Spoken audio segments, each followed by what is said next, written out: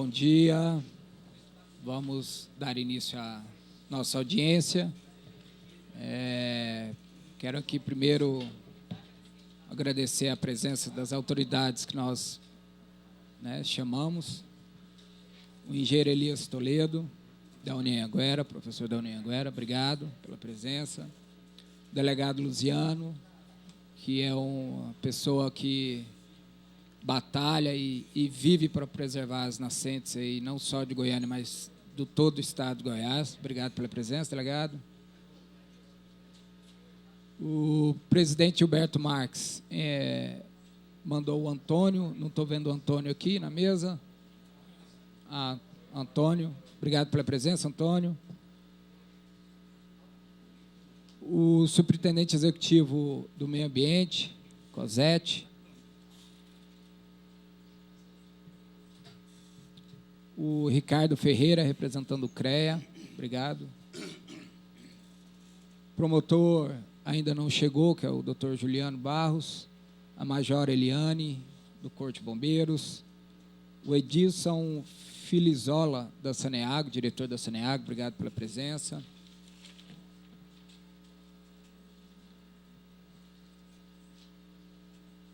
E o Cid Clay, da Defesa Civil, obrigado.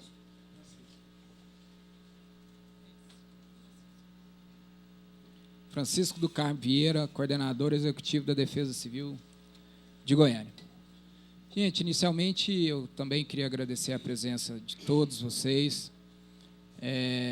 O motivo dessa audiência é os acontecimentos recentes, como o que aconteceu lá em Mariana, em Brumadinho, que despertou a atenção aqui para a nossa barragem do João Leite.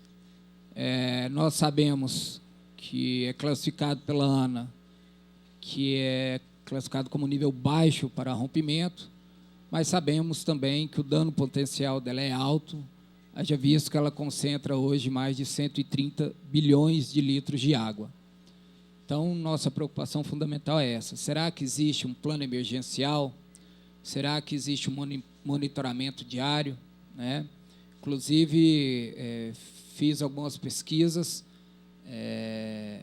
moradores próximos, não tem muita informação se existe isso também, se existe um plano emergencial, se existe uma sirene, algo desse nível. Então, essa audiência é basicamente para a gente passar essas informações e, se houver, aqui com todo mundo aqui reunido, as autoridades competentes, se houver algum problema, a gente também solucionar, ter uma condução aqui para que a gente solucione esse possível problema. A gente sabe também que é uma barreira, que é uma barragem totalmente diferente dos acontecimentos lá de Mariana e de Brumadinho. Haja visto que a nossa aqui ela é de concreto e é uma barreira simplesmente para conter a água, que ela foi, inclusive, construída para fornecer água não só para Goiânia, mas para a região metropolitana. Enquanto que as outras são advindo de resíduos de minério. Então, nós também temos essa ciência. Mas estamos aqui para ouvir as autoridades, e espero que a gente saia daqui com as informações esclarecidas para que a gente possa passar para a população, não só goiana, mas de Goiás. Esse realmente é o objetivo da nossa audiência. E aí eu gostaria de saber se já tem alguém aqui que...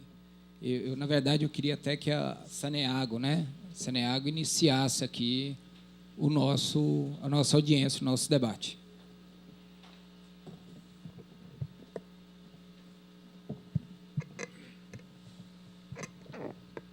Bom dia a todos. Saúdo aqui o nosso vereador, ao mesmo tempo parabenizando ele pela iniciativa, onde a preocupação dele e de outros aqui, principalmente os presentes, vieram à tona após o rompimento aí do evento da barragem de Brumadinho. Tá? eu vou fazer um histórico primeiro do que é a barragem, o que é o reservatório, para depois sim a gente entrar mais, né? Os estudos de abastecimento de água de Goiânia, né, que deu como solução o reservatório do Ribeirão João Leite, começaram aí antes da década de 2000, onde, então, chegou-se à conclusão do barramento. Esse reservatório ele foi construído, teve o início da construção em 2002, parte com recurso do BID, onde a excelência da construção e os cuidados, principalmente com o meio ambiente, foram uma solicitação e uma requisição do Banco Intermundial, né? Porque senão não sairia os recursos. Ela foi, então, uma barragem para o abastecimento de água da região metropolitana e da regularização também do Ribeirão João Leite, até no momento da entrada de operação da ETA Mauro Borges, o que deu uma segurança para a Goiânia do abastecimento de água, naquele momento, né? Em 2009, depois de concluída, nessa época, começou o enchimento da barragem. E, desde então, há um monitoramento em diversos pontos na barragem, e esse monitoramento tem pontos que são diários, tem pontos que são mensais, tem pontos que são trimestrais, tudo de acordo com um planejamento elaborado naquela época também para a segurança dessa barragem. É uma barragem que tem 50 metros de altura, ela tem aí 472 metros de extensão. O próprio vereador já disse aqui que ela acumula um volume de 130 bilhões de litros, de metros cúbicos de água, tá certo? E ela é o principal, hoje o reservatório nosso é o principal foco de abastecimento de água da região metropolitana, tá?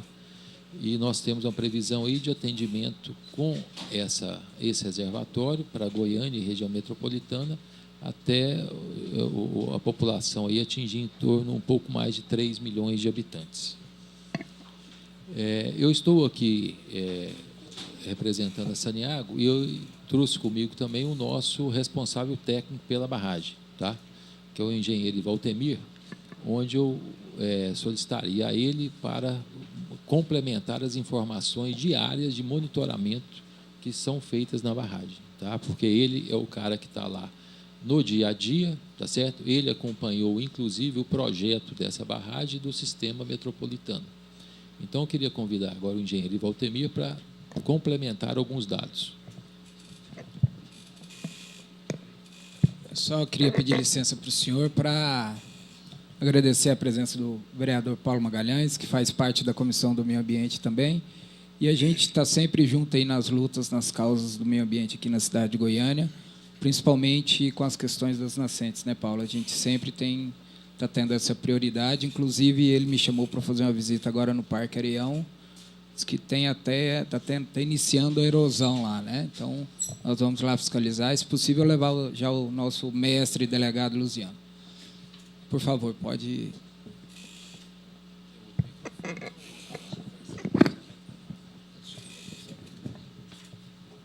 Bom dia. Meu nome é Valtemir, eu sou engenheiro responsável pela barragem. O que o Edson disse aí, ele fez um resumo, fazendo um histórico sobre como começou esse projeto. Eu estou metido nessa história já tem 25 anos, né? Coincidentemente, domingo eu faço 33 anos de Saniago. E com essa barragem, desde sempre. Desde os primórdios aí dos estudos preliminares que definiram a confecção, vamos dizer, né, a implantação dela e até o local também. A gente entende, gente, essa preocupação aí acha pertinente, eu queria até agradecer o vereador essa preocupação, e estava dizendo lá fora que muitas vezes é a oportunidade que a gente tem de reunir a gente tem uma dificuldade muito grande disso, de reunir assim as entidades. E eu sempre digo que a população ela acredita muito nas entidades. E eu acho que nós estamos falhando nesses aspectos. Quando acontece um acidente, a gente percebe isso. Um acidente como foi Brumadinho. E uma confirmação disso, as pessoas que trabalham com barragem, é que nós precisamos de um acidente do Fundão, que é a barragem que todo mundo fala, lá de Mariana, para que a ANA elaborasse uma resolução em 2017. Precisou de um acidente para isso. Então, acho que a gente precisa parar com essa história, né? A gente não precisa... Mas, e não estou dizendo que é aproveitar, mas da situação de Brumadinho, né? Acho muito pertinente isso mesmo, e é uma discussão que poderia acontecer independente de acidente. Eu, como técnico, fico muito preocupado com isso, né? E até que ponto a população tem que acreditar nas entidades. E devam acreditar nas entidades. Porque, afinal de contas, a gente é técnico, mas, acima de tudo, a gente é cliente e é cidadão também, né? Bem, com relação à barragem, a gente faz o monitoramento desde 2009. Essa barragem, o fechamento do último... É um stop log que a gente fala. Da última galeria de desvio do rio foi feito dia 18 de dezembro de 2009. Então, é quando a gente, tecnicamente, a gente diz que iniciou, então, efetivamente, a operação dessa barragem. E começou o enchimento do reservatório. Por quê, gente? Uma coisa é você construir uma obra muito grande, como é a barragem. É quando você começa a ter os esforços, é que você começa a avaliar como é que vai ser o comportamento dela. E é quando começa a operação. Até então, tudo é estudo, tudo é imaginação, digamos assim. Então, começou o enchimento em 2009, e desde 2009 é feito esse monitoramento. Tá? É só para lembrar que o Plano Nacional de Segurança da Barragem, a legislação, só foi implementada, criada, no final de 2010. Então, a gente faz esse monitoramento desde 2009. Eu gosto sempre de dizer isso, porque as pessoas ficam muito assim, é por conta da legislação? Não. A gente faz o trabalho porque é uma obrigação da gente como técnico, como profissional. Essa barragem tem 235 instrumentos instalados nela, pouca gente sabe disso. Esses instrumentos, como o Edson disse, alguns são...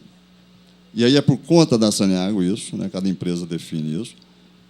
A gente acha importante fazer isso quase que diariamente, mas a gente faz a leitura desses instrumentos 2 vezes por semana, e eu vou dizer por que isso.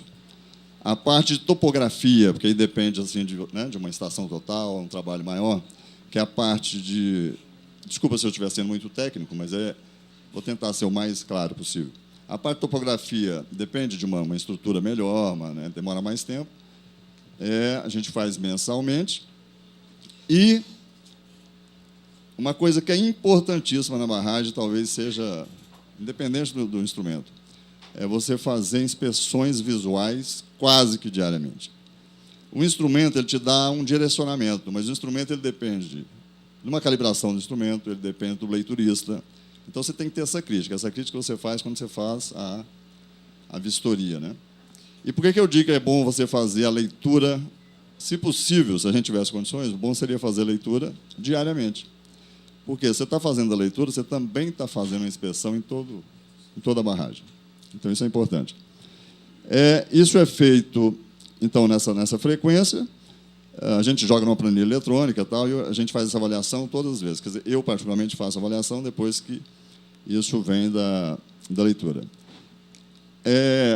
Essa semana, e isso não é coincidência, não é por conta de acidente, eu até achei engraçado que eu estava fazendo vistoria no paredão, dá licença, nesse ponto aqui, uma linha de vida, a gente caminha mesmo pelo paredão para ver se tem surgência e tal. Algumas pessoas já viram. E alguém da imprensa também perguntou, você podia chamar o dia que você for fazer? Olha, não dá para fazer isso, isso é um trabalho que a gente faz, um trabalho técnico, né? E aí tinha um helicóptero sobrevoando. Falei, puxa, só falta alguém estar pensando que a gente está fazendo isso por conta de um acidente. Não tem nada a ver, isso é uma rotina que a gente faz, né? Então, a gente faz isso mensalmente. Quando o vereador diz da questão do... Esse é o trabalho que a gente faz. Do PAE, que é o Plano de Ação Emergencial, eu gostaria de falar uma coisa que antecede o PAE, que talvez seja até mais importante. Discutir a segurança da barragem em si. E aí, gente, essa barragem ela tem um condicionante que eu tenho que falar isso aqui pelas entidades que estão aqui. Tão importante quanto o rompimento da barragem, ou tão trágico o rompimento da barragem, a gente imaginar que essa é uma barragem que o uso exclusivo dela é para abastecer 3 milhões de pessoas. Se rompe uma barragem dessa, como é que fica essa população sem água? Né? Então, nesse caso, ela torna, inclusive, muito mais sério do que qualquer uma outra barragem de minério. Por quê? O dano potencial associado não pode ser associado apenas, desculpe dizer isso, que a óbitos que eventualmente possa acontecer, mas é a população que pode ficar sem água, né? Então, o dano potencial acaba o quê? Elevando muito mais em função disso. A legislação define risco e dano potencial associado. E é importante a gente que trabalha com isso dizer que, quando se fala de risco de rompimento da barragem, não é pelo volume apenas e pela área atingida. Tem muitos fatores. Você tem uma matriz assim com 15 fatores que você avalia para dizer se ela é de alto ou baixo risco. Então, eu já antecipo que, pela legislação atual da ANA, né, a nossa barragem é de baixo risco de rompimento. E de alto dano potencial, não só pela quantidade de pessoas envolvidas. São 3 pontos que se avalia. Quantidade de óbitos, possíveis óbitos, é lógico que isso é que chama muita atenção, e é o mais importante. A questão do que afeta no meio ambiente e a questão do abastecimento. Como é que ficam essas pessoas que não terão água potável, num caso desse, né? Então, essa barragem, por conta de ter baixo risco e alto dano potencial, ela é classificada como A. E aí, vereador e presentes, por ser de classe A, pela legislação, junto com o plano de segurança, você tem que apresentar também o plano de ação emergencial, né? Então, assim, o plano de ação emergencial não são todas as barragens, eu quero deixar isso claro. São as barragens de classe A e B que precisam ter o plano de ação emergencial, né? Então, nossa barragem ela necessita ter esse plano de ação emergencial. O plano de segurança da barragem, esse monitoramento que é feito, eu diria que a gente faz um relatório com o diagnóstico da condição da barragem, mas não na forma que a ANA exigiria, né? Eu digo ANA, gente, porque, na realidade, a ANA não é a nossa fiscalizadora, né? A nossa fiscalizadora, por legislação, é a Secretaria de Meio Ambiente. Por quê? Porque nós temos o Ribeirão João Leite, ele é de domínio do Estado, e porque foi a Secretaria do Meio Ambiente que outorgou a Saneágua a retirar essa água. Então, a Secretaria do Meio Ambiente que é a fiscalizadora, né? Mas eu digo ANA porque a gente está prescrevendo a legislação que a ANA determina, né? Então, o Plano de Segurança, em 2010, com o Plano Nacional de Segurança de Barragens, ele deu assim, uma geral, que seria um plano. Em 2017, depois do acidente de Mariana, o que a ANA fez? Ela definiu o que tem que ter um plano de segurança. Então, são, tipo, 8 volumes, o que tem que ter cada um, né? Porque você tem parte de equipamentos, metodologia, de quanto em quanto tempo você tem que fazer uma vistoria, se a vistoria ela é regular, se ela é especial, tem vários fatores técnicos, né? E também definiu que o volume 6 do plano de segurança seria o PAE para aquelas empresas aquelas obras que tivessem as barragens que fossem de classe A ou B. A Saneágua, ela contratou uma empresa terceirizada, a gente tem feito isso. E eu também preciso dizer isso. Coincidentemente, foi em 2015, quando teve o acidente de Mariana, só que o acidente de Mariana foi em novembro de 2015, e esse trabalho a gente começou em julho, e a licitação começou em 2012. É só deixar claro que não tem uma coisa a ver com a outra, não é por conta do acidente que a gente começou a fazer o trabalho. Então, a gente está desenvolvendo agora, já está bem adiantado os volumes do plano de segurança da barragem, e o PAE está em desenvolvimento, plano de ação emergencial, em desenvolvimento. A gente espera terminar isso até... Eu não gosto de dar datas, porque o plano de ação emergencial, está conversando com o pessoal da Defesa Civil, ele demanda uma discussão muito grande entre as entidades envolvidas, né? Mas a população pode ficar tranquila, e o vereador, né? A gente sabe do anseio, aí as pessoas ficam preocupadas todas as vezes que tem um acidente. Essa barragem, primeiro, que ela é muito bem cuidada, eu vou me gabar disso, né? Certo? Mas não sou eu que digo isso, né? A ANA tem elogiado o trabalho que a gente tem feito, mas os resultados mostram isso. Eu acho que isso é mais importante. Os resultados técnicos mostram isso. E o PAE está caminhando, né? Eu não gosto de dar data, mas é óbvio que a gente sabe dessa pressão que existe em função dos acidentes, mas se a gente imaginar que a barragem, o risco é muito baixo, né, de de ter um acidente, até porque o trabalho que a gente desenvolve ele só tende a ampliar. Porque se eu disser para vocês também que cada acidente desse, além de deixar a gente muito chateado, porque a gente é envolvido na área, não só pela quantidade de mortes, mas, assim, de uma certa forma, a gente se sente meio culpado, né, de tentar entender o que um colega deixou de fazer, né, porque isso sempre tem uma falha humana nessa história toda. Você põe um pontinho a mais ali na sua cabeça. Você sai um pouco da zona de conforto, isso é óbvio, né? Mas a gente tem feito esse trabalho e o PAE, penso que até setembro a gente deve fechar isso, mas como ele depende muito dessas reuniões, a gente vai ter que fazer treinamento com Defesa Civil, então é um negócio que ainda pode demorar.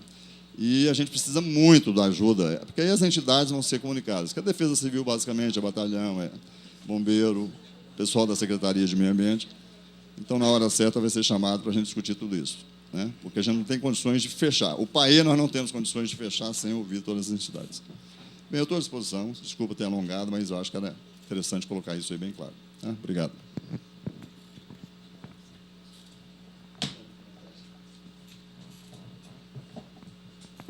Bom, obrigado pelo esclarecimento.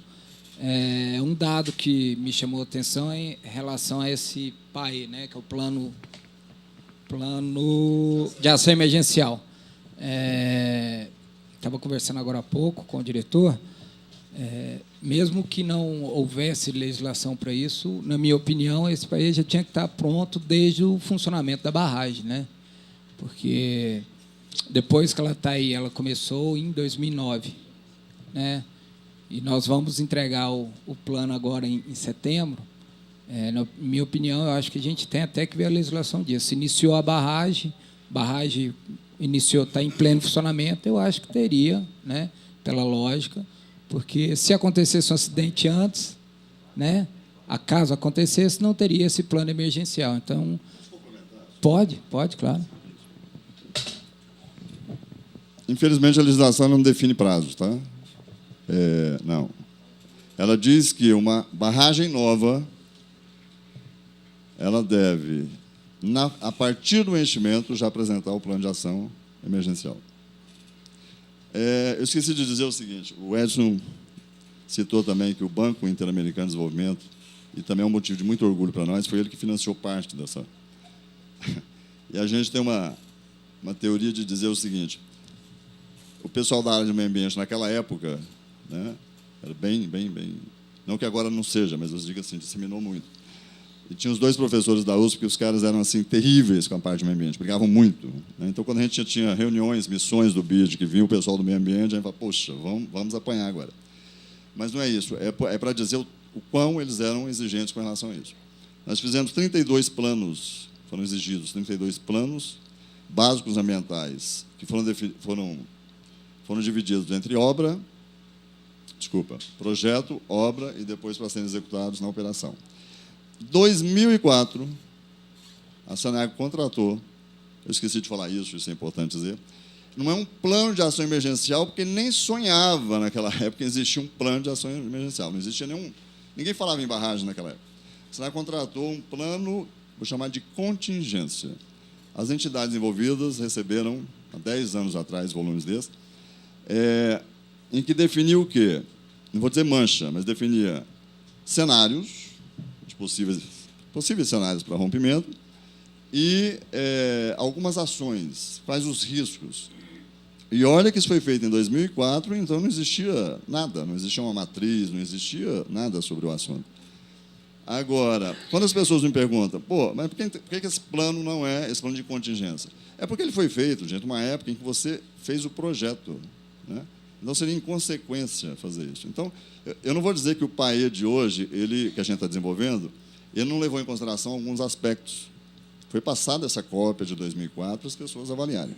Mas é lógico o refinamento, porque o plano de ação emergencial ele começa você fazendo cenários. Você define cenários de possíveis rompimentos que você pode ter, né? Então, você tem um cenário, são 4 cenários, vocês devem ter lido a legislação, lá define isso.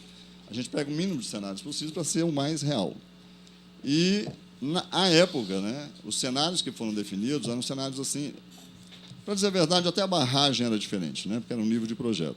Então, é só para deixar claro isso, né? Então, pela legislação não existe, Mas a gente, inclusive, está antecipando. No Brasil, hoje, barragens para usos múltiplos, pouquíssimas já terminaram o plano de ação emergencial. Vou passar a palavra agora para a Defesa Civil, para o senhor Francisco, coordenador executivo, para ele falar um pouquinho também. Uma pergunta que eu queria deixar no ar aqui, e que a gente eu, no meu caso, só ouvi falar, não achei nada em papel escrito, é em relação se a gente tem técnicos capacitados para vir aqui na barragem e fazer uma inspeção, uma vistoria. Porque o que eu ouvi falar é que só existia um e que a CECIMA estaria gabaritando aí mais 2 ou 3. Essa é a informação, não é a informação oficial, mas é a informação que chegou até meus ouvidos.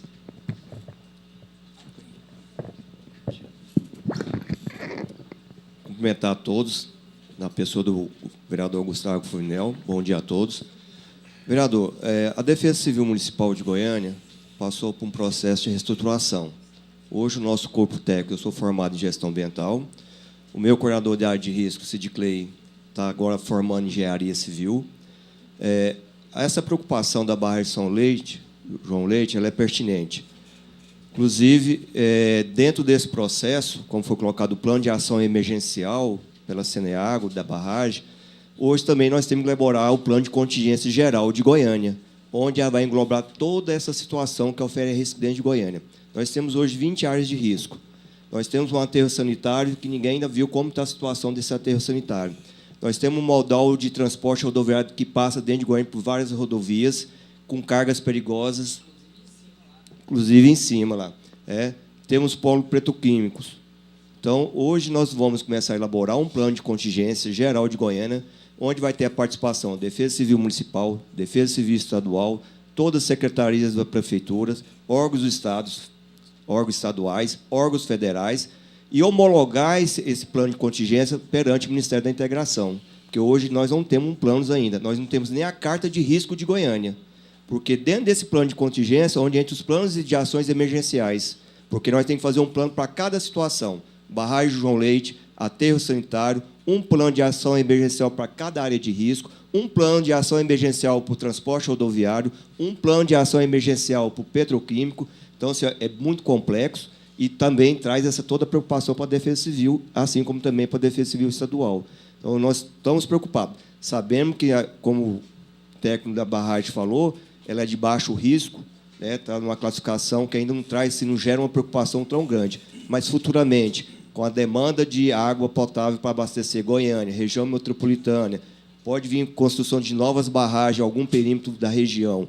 É outra preocupação que a gente vai ter. Então, a Defesa Civil Municipal vai acompanhar isso justamente, vai procurar a Ceneago, vamos marcar, junto com a Ceneago, com a Defesa Civil Estadual, uma vistoria na barragem, até mesmo, como ele falou, um trabalho técnico lá, uma qualificação para estar olhando essa barragem, para fazer esse monitoramento periódico junto com a Ceneago, para estar trazendo à população uma segurança maior, que até hoje, então, com essa história do Brumadinho, Mariana, qualquer notícia de desastre, a população fica alertada. Então, a gente vai ter um sistema de estar emitindo alertas para essas regiões problemáticas que pode oferecer risco. Hoje nós temos, nem nas nossas áreas de risco, hoje nós não temos nenhum sistema de alerta. Nós temos hoje um sistema de alerta enviado via SMS pela Defesa Civil Estadual de previsão de chuvas.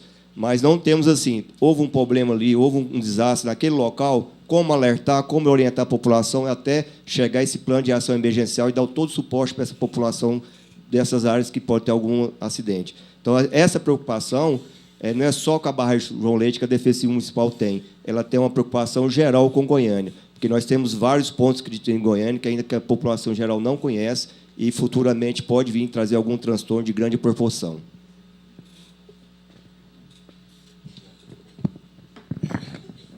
Bom, de imediato eu já queria agradecer também alguns representantes aqui das entidades da SMT, a Asparc, obrigado, Diminiano, pela presença, Vitote, OAB, FIEG, Cimego, Cresce, tem alguns moradores do Goiânia 2, MST de Goiás, presidente da Associação do Jaó, do setor Jaó, Edson Ribeiro, a FAEG, a Polícia Militar, o Jornal TV Pontual e a TV Metrópole. Eu, antes de passar a palavra para outros convidados aqui, o vereador me abordou, ele está querendo ter 1 minuto de palavra. O senhor acha que 1 minuto dá, presidente? É sim. Bom dia a todos. Eu quero cumprimentar a mesa na pessoa do pai que respeita a vida, o meio ambiente, que é o doutor Luziano, que é um homem que preocupa muito com a vida. Eu vi o nosso engenheiro falar em acidente. A natureza não tem acidente. Quando ela resolve responder à agressão, não tem previdência. Não tem problema de acidente. Ela realmente faz um estrago. Agora, eu fico imaginando, a vazão de água do Meia Ponte é bem maior do que a do João Leite, né, doutor Luziano? É maior, não é? Não, o João Leite e o Meia Ponte, parece que o Meia Ponte tem mais água do que o João Leite. Eu fico pensando, o Meia Ponte aqui realmente abastecia Goiânia. E, de repente, nós temos um rio que apenas 3 empresas acabam com ele, que é a ET, Cagil e o matador do Júnior Friboi. São as 3 empresas responsáveis pelo estrago do Meia Ponte. E nós teremos brevemente, no centro de Goiânia, um Tietê goiano. Muita água e sem aproveito. Eu fico pensando, o senhor disse que tem uma preocupação, e sempre quando eu vou a Anápolis ou a Brasília, eu passo naquela BR, e olho que a água está assim, qualquer hora eu vou arrebentar isso aqui. Eu não vi uma preocupação ainda de realmente fazer. Eu não sei se eu estou mentindo, mas eu não vi ainda uma preocupação de fazer uma barreira ali para que aquela rodovia não seja invadida a qualquer momento. Depende do clima. Se chover bastante, eu não sei o que pode acontecer. Quanto a Marina Brumadinho, Mariana, aliás, e Brumadinho, é o costume do brasileiro. Só fecha a porta quando o ladrão realmente assalta. Ou nós vamos ter preocupação, doutor Luziano ficou com a cabeça mais branca de tanto pedir aos governos, vamos ter responsabilidade, vamos salvar o Araguaia, vamos salvar as nossas nascentes, e ninguém está preocupado com isso. Olha, é tão fácil recuperar o Meia Ponte. É só querer ter força de vontade. Agora, eu pergunto, a AMA foi convidada para esse evento, presidente? Senhor Antônio, eu fico satisfeito, porque nós temos aqui um presidente que, realmente, até no momento, eu vou cobrar dele. Vou cobrar porque eu acho que cada casa tem um dono. E a AMA é responsável. Você, Cima, também está presente? Ok. Então, eu acho que nós temos que responder à população e à natureza com mais responsabilidade. Ou nós vamos cuidar do meio ambiente, ou nós vamos falir. Vai ser falência total dos seres vivos desta terra. O pessoal da Defesa Civil, ele tem falado, e as pessoas às vezes não ouvem. Constrói casa dentro dos rios, invade as áreas de preservação, e eu não sei aonde estão as autoridades que não têm preocupação com isso. O nosso prefeito fala todos os dias que Goiânia não tem favela, mas eu acho que as invasões nas áreas de preservação é favela. E acho que está passando da hora, viu, doutor Luziano?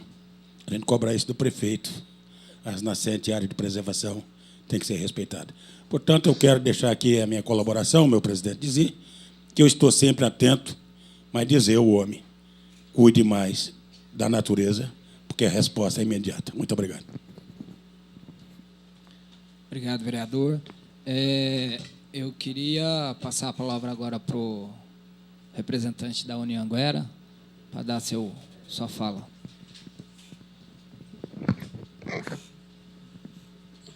Bom dia a todos. Eu trabalho há um bom tempo com segurança de barragens e, principalmente, no setor privado, com geração de energia. Endosso as palavras que o engenheiro Tinil falou com relação ao sistema de auscultação, palavra difícil, da barragem e os mecanismos de segurança. A nossa barragem é segura. Só que, dentro do setor de seguro, e também que eu passo sempre para os meus alunos, O risco em barramentos sempre existe e sempre vai existir. Então, é necessário o quê? A mitigação. E essa mitigação passa pela experiência e pelo ato de vistoria dos engenheiros. O engenheiro Ricardo, representante do CREA, na audiência lá da CECIMA, na quarta-feira, enfatizou que temos profissionais aptos a fazer essa vistoria, aptos a fazer essa fiscalização. O que falta é esse acompanhamento. O que falta é esses profissionais na CECIMA. O que falta? Esses profissionais na Defesa Civil. O que falta? Esses profissionais no Corpo de Bombeiro. E, no início aqui dessa audiência, eu acho que já está bem claro que, mesmo com o plano de contingência feito em 2004, antes da operação da barragem, não temos nada. Não temos nada. E acredito, vereador, sem um projeto de lei obrigando, vai ficar só na conversa. Só na nossa conversa aqui. Tá? Profissionais têm para fazer essa vistoria, só que está faltando mais participação da gestão pública, tá bom? Endossando, a Saneago, com relação ao barramento, eu acompanho, eu leio bastante material deles, a segurança do barramento é super satisfatória, mas com relação a uma resposta ao plano de segurança de barragem, com relação à resposta e até informação correta e coerente para as populações, não temos. Tá bom? Obrigado.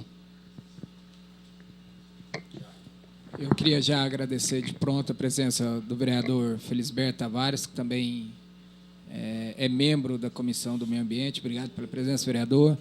E agora eu vou ceder a palavra para o tenente-coronel Gilberto.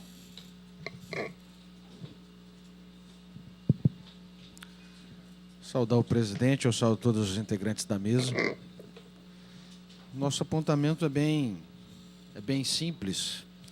E, inicialmente, agradecer o trabalho do engenheiro Valtemir, que é nosso vizinho lá de sede, e nós acompanhamos o esforço dele lá. Então, com relação ao João Leite, a sociedade goianiense não precisa se arvorar e nem entrar em situação de pânico nenhum. A estrutura lá, nós estamos lá do lado, é bem coordenada, bem inspecionada, certo? E extremamente uma preocupação.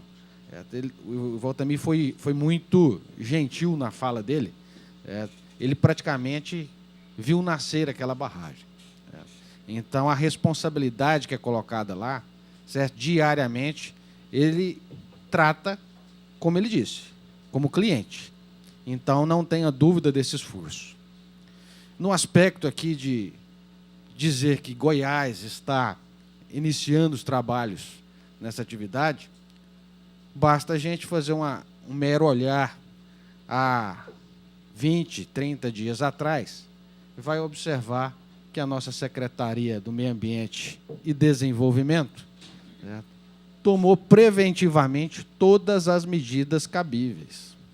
Todos os órgãos do Estado competentes e todas as forças de segurança pública foram chamadas sob a batuta da nossa secretária para esforçar com os nossos técnicos, onde, aqui mais do que competentemente colocado, a nossa Defesa Civil, que exemplo o Brasil, não estou falando mentira, né, Lênin? Aqui, e muito menos a municipal, está percorrendo pessoalmente com a nossa secretária, barragem por barragem.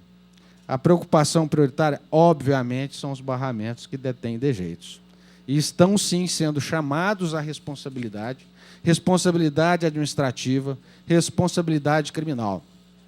E, em apoio a isso, o nosso Centro Técnico Ambiental está ladeado nessa atividade. Então, isso há, sim, uma preocupação, não só da nossa secretária, doutora Andréa, mas do governador do Estado, observando esses quesitos. E nela, tanto a Polícia Militar Ambiental e o Comando Geral da Corporação não se furtou e se empenhou com todos os seus recursos em garantir e prevenir a atuação proativa em nosso Estado. E assim foi com o Corpo de Bombeiros, foi com a Polícia Técnica Científica, que foi conosco, e com o doutor Luziano, certo? Que fez isso no primeiro dia de chegada aqui com a da doutora Andréia. A preocupação com as suas nascentes, com essa questão. Então, o Estado de Goiás não se furta, está desenvolvendo a sua atividade. E continuará.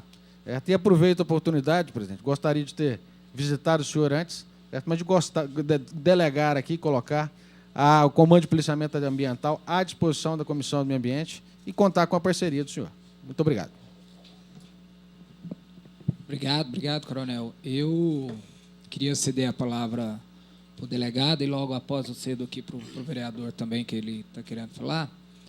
Delegado, e tem uma outra preocupação que eu também andei lendo.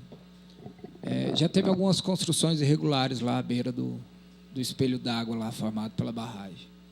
E o senhor conseguiu realmente deter, teve situações de ter que retirar as construções. E aí, queria perguntar para o senhor, delegado, e para o Ivaltemir também, se existe algum plano também emergencial em caso de uma poluição provocada, por exemplo, por um acidente de um caminhão-tanque, por exemplo. Vocês têm formatado isso, não tem? Por exemplo, o caminhão, né, derrama óleo diesel lá, onde tem a passagem da ponte lá, que pega parte da água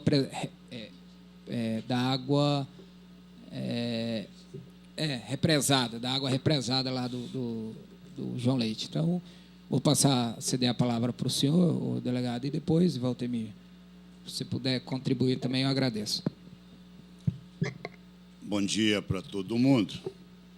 Inicialmente, eu tenho que cumprimentá-lo, vereador Gustavo Cruvinel, pela iniciativa. Todos nós sabemos que o suicídio ecológico ele começa a graduar. E iniciativa como a sua não é nem nada de alarmismo e muito menos de utopia de preservação. A natureza tem deixado mensagens bem claras. Em 2001 foi o primeiro inquérito e muitas das pessoas aqui presentes nem nascido eram. Além de precipitação pluviométrica, construções irregulares, rompimento de represamentos foram uma das causas da tragédia acontecida na cidade de Goiás. Agora, há 11 anos, um represamento rompeu no Rio Corrente. Foi um desastre ambiental, perda econômica muito grande. 2011, uma ponte, um rompimento de represa levou ao rompimento, consequentemente, de uma ponte na cidade de Itaberaí. Mais recente, 2016, isso todo mundo tem conhecimento. Rompimento de barragens, represas, quase que levou a tragédias. Se não fosse um peão pegar o cavalo e sair correndo frente às águas, teria acontecido morte, também na cidade, no município de Itaberaí. Portanto, nós temos 120 procedimentos que encaminhamos ao Poder Judiciário só de rompimento de represamento, de construções irregulares, de sem licenciamento. Portanto, quando o Tinil, que eu conheço assim, em relação ao João Leite, sempre tenho dito, parece-me que, nesse momento, o rio mais importante de Goiás é o Ribeirão João Leite, devido ao reservatório de abastecimento público. Desde o início, o que nós entendemos? Temos o programa Nascentes, mapeamos as principais nascentes, cabeceiras do Ribeirão João Leite e seus afluentes, 491.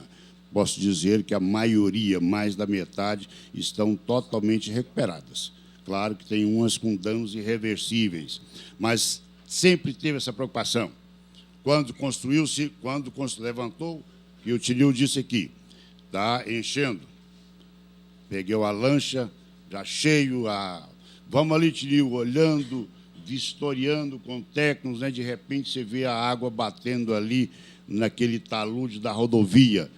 2 dias, 3 dias depois, o reservatório já tinha baixado, a Saniago ia-se acima certamente, já via ver o vereador Magalhães feito essa correção no talude, com toda a sustentação de pedra. Então, entendi que aquilo ali já não era mais perigo, um rompimento de uma rodovia, por exemplo.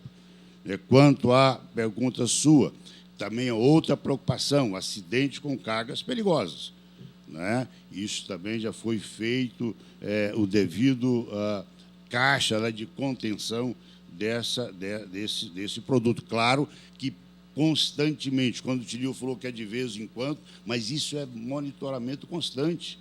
Temos dito isso, sempre falando com o Tinil. Esse gado aqui, essa mata ciliar precisa de ser recuperada. Nós discutimos as melhores técnicas. De repente, você tem que conversar com a própria natureza, que ela revela o que você tem que fazer de melhor.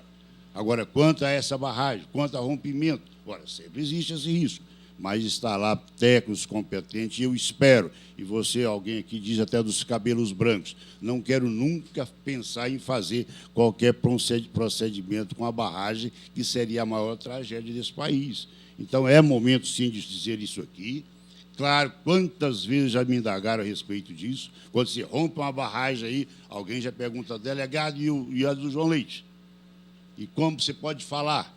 De repente, um alarme desnecessário, mas essa preocupação com consistência, com plano emergencial, e que isso tem que falar assim, isso aqui é de segurança máxima. E essa segurança de proteção, quem constrói ali perto da barragem, tem um limite, não pode.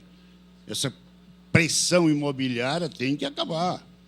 Não é? Ali tem que ser barragem de reservatório de abastecimento público, não tem finalidade ou utilidade múltipla, não. É só para isso. Muito obrigado. Bom, eu acho que eu me sinto respondido, Valtenir. Você quer fazer alguma outra colocação?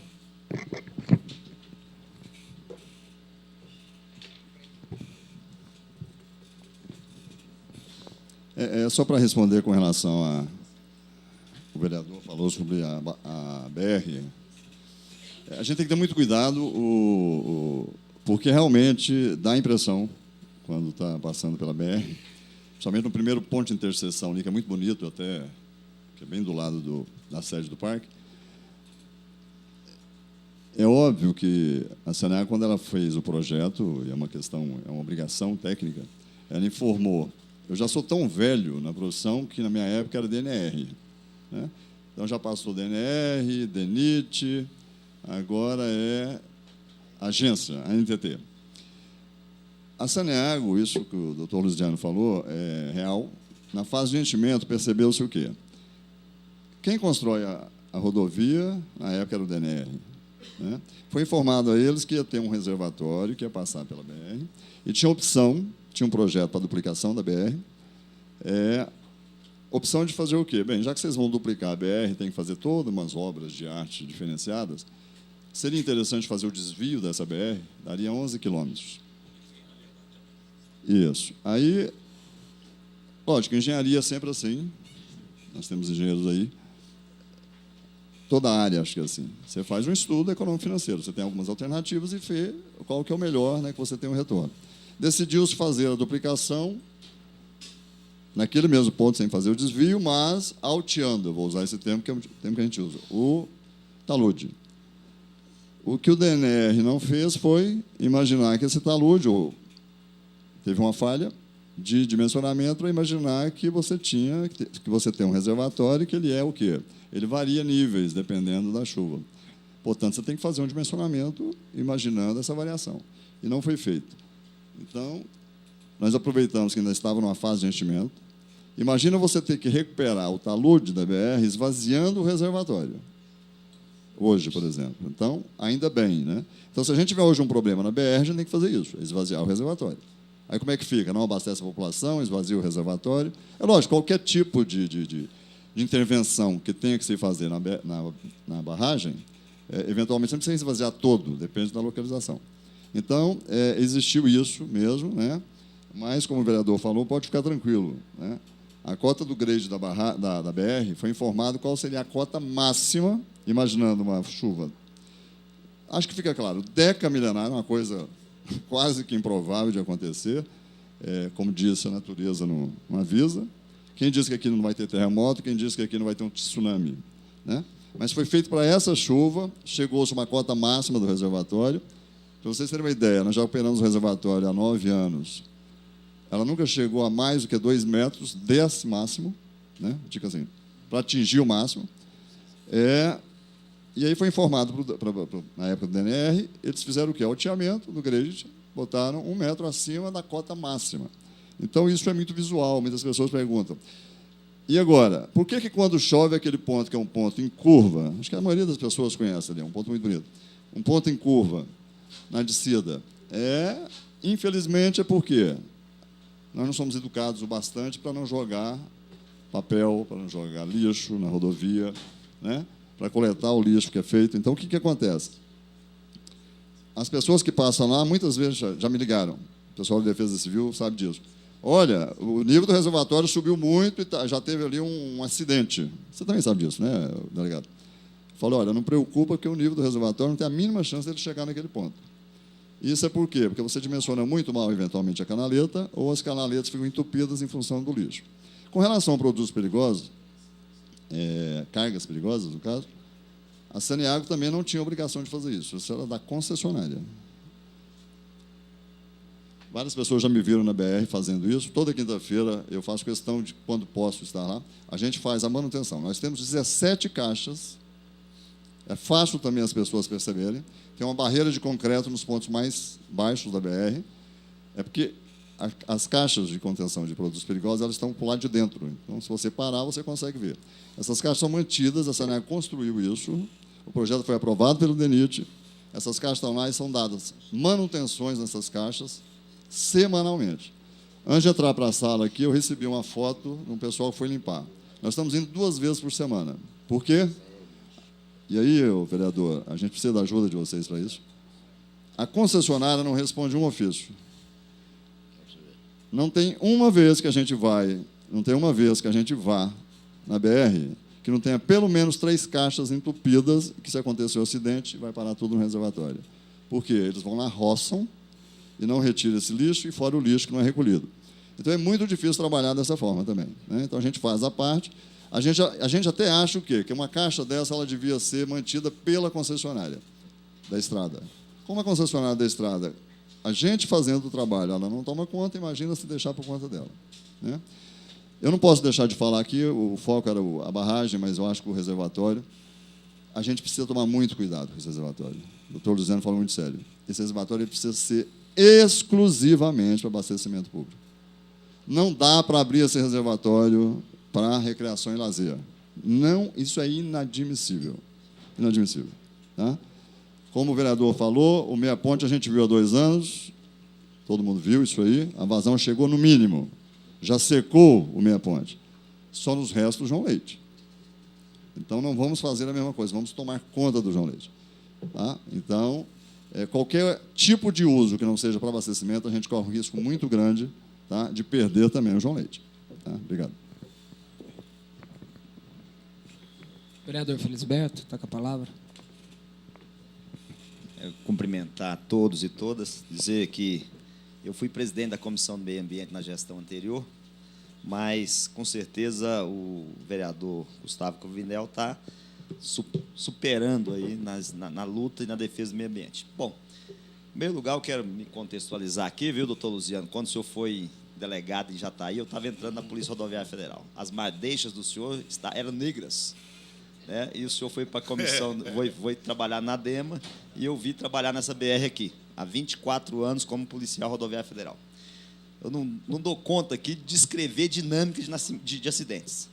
Por mais que o companheiro aqui prevê, a gente é surpreendido, porque, viu, Coronel Gilberto, a gente é surpreendido com as dinâmicas do acidente. Então, eu tenho uma formação na área de física e na área de geografia, e, modéstia à parte, a gente tem uma preocupação e um conhecimento razoável acerca do perigo. E eu vou fazer aqui até uma crítica ao governo anterior, porque eu acredito que aquele barramento de água foi mais por uma questão de visibilidade política do que de necessidade de fato, haja vista que ninguém até hoje vem tendo necessidade de usar essa água. o perigo dos moradores a jusante, ele é iminente e real.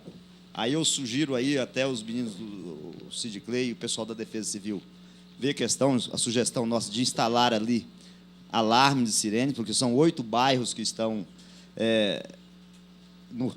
no risco iminente. A Terra, o planeta Terra, ele tem uma dinâmica, ele se movimenta, a natureza está em fúria, já dizia o nosso amigo Aziz Absabe, e a engenharia humana, infelizmente, está bem aquém das surpresas dos acontecimentos naturais, está bem aquém. Então, ali, já havia acidente, o caminhão carregando ácido muriático, ácido cítrico, em cima, ele parar é por Deus mesmo, parar em cima, exatamente em cima da canaleta. E não ter vazamento. Mas, a qualquer instante, pode sim desencadear ali, porque, na verdade, quando foi planejar aquilo lá, eu, ainda da Universidade Federal, nós sugeríamos que, tudo bem, já que quer fazer o barramento, primeiro faz o desvio da BR. Né? Totalmente fora do lugar onde vai fazer o sistema produtor de água para abastecimento humano. Mas as decisões políticas em escalões maiores falaram mais alto e instalou aquele barramento ali, que hoje, em virtude dos acontecimentos, estão despertando em todos os cidadãos. Eu fico feliz quando eu vejo o Jubé, que eu visitei por várias vezes o batalhão, e ali foi muito pertinente a instalação do batalhão, ainda o Viveiros era comandante, e a gente fazendo aquele trabalho ali. Fato que fogo, a miúde pega ali naquela região do parque, tira toda a cobertura vegetal, depois vem a chuva, leva uma sobrecarga de sedimento, e aí a gente começa a fazer o ciclo vicioso que pode culminar com um grave acidente, haja fora o perigo real de contaminação. A BR, trafegando a BR ali, usando os caminhões, passando por todo tipo de carga ali. É o segundo eixo mais importante do Brasil, que é esse eixo da BR-060, 153. Um volume de tráfego de carga perigosa muito grande. Então, seria saudável apressarmos aí o DENIT, a NTT, para fazer o que já deveria ter feito, quando foi feito o contrato de concessão da rodovia, que seria o desvio das rodovias. Agora, os municípios que compõem a APA do João Leite, eu sou um cidadão teresopolino, por título concedido, ela está completamente dentro da APA. Inviabilizado totalmente, praticamente total na sua atividade econômica. Nada, absolutamente nada, legalmente pode Teresópolis, parte de Anápolis, totalmente Campo Limpo, parte de Goianápolis, fazer algo ali. Aí, quando não tem possibilidade legal, e a fiscalização ela não dá conta, ela não é onipresente, as pessoas fazem, né, por necessidade ou por falta de fiscalização, elas fazem do jeito que não é, que a fiscalização não alcança. E eu vejo o esforço que tem pequenas equipes da Saneago, junto com a empresa terceirizada que faz a vigilância, ali combatendo a pesca, ali combatendo uma série de coisas, de desmatamento. Eu vejo o esforço da DEMA, até do batalhão, mas, infelizmente, é insuficiente. Nós estamos tratando de um bem de direito difuso, indispensável para a manutenção da vida. Olha o tanto que é preocupante, olha o tanto que é relevante. Então, desde quando eu era presidente da Comissão do Meio Ambiente, eu venho fazendo essa discussão, né, participação junto com a Universidade Federal, junto com o pessoal da Superintendência de Recursos Hídricos da antiga CECIMA, junto com a AMA, com respaldo, só que nossas forças são bastante limitadas. Então, eu não posso sair daqui, Cruvinel, não é só pelo fato de estar acontecendo as tragédias de Mariana e agora de Brumadinho, é por conta do real perigo que aquela barragem apresenta. Eu acho que a vigilância que o Jubé faz, com o batalhão, ainda é pequena. Eu acho que as intervenções, e ainda vem a confusão de competência, conflito de competência. Aí um fala que não faz porque é da concessionária, um da concessionária não faz porque é da Saneago. A Saneago não faz porque depende do DENIT. E vira uma série de confusão, de conflito, e, enquanto isso, as coisas estão acontecendo. A dinâmica está acontecendo. né? Então, quando eu participei de uma palestra cujo tema é a natureza em fúria, e eu vejo esses fatos acontecendo, né, a gente tem que colocar a barba de molho. E o preço da liberdade é a eterna vigilância. Mas a ação dos poderes constituídos e os poderes por concessão, ela tem que ser imediata. Vale muito mais do que nós ficarmos aqui debatendo, hipotetizando um acontecimento, um terremoto, um tsunami, uma movimentação terrestre, enfim, uma série de coisas. Fato é que aqueles 8 loteamentos ali, eles estão em risco iminente. Não podemos, em momento algum, achar que o olhar do ser humano todo dia ali está imune. Então, sugestão, instalação de sirenes, de alerta, todos os bairros ajusantes da barragem. É necessário o aviso constante, o monitoramento constante. Então, quero mais uma vez parabenizar todos, mesmo não estão aqui porque certamente está lá na frente de serviço, mas confio no presidente aqui da comissão conduzir essa audiência pública. E dessa audiência pública não sair somente um documento, mas sair aqui, sobretudo, um espírito de conscientização, que nós, pequena parte do meio ambiente, estar aqui na iminência de ver uma tragédia sem precedentes em virtude de uma barragem, de um barramento de água. Que eu disse, e reafirmo aqui, eu sei que uns falam, mas você está falando loucura. Inoportuna, dispensável para o momento, haja visto que até hoje não usou, poderia fazer primeiro todo um planejamento para depois instalar. Mas já está aí, nós estamos com o pepino na mão, agora é redobrar o cuidado e a vigilância. Então, muito obrigado. Obrigado pela participação, vereador. E agora eu vou chamar... Obrigado, vereador, pela presença. Queria chamar a senhora Cosete, superintendente executiva do Meio Ambiente e Recursos Hídricos, lá da CECIMA.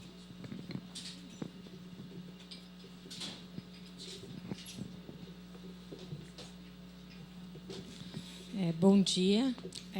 Agradeço a oportunidade da secretaria, que hoje não é mais CECIMA, a gente é CEMAD, né? Nesses últimos dias alterou o nome. Em nome da secretária, eu agradeço a oportunidade de a gente estar aqui e reforço a colocação do coronel Jubé quanto às ações que vêm sendo tomadas.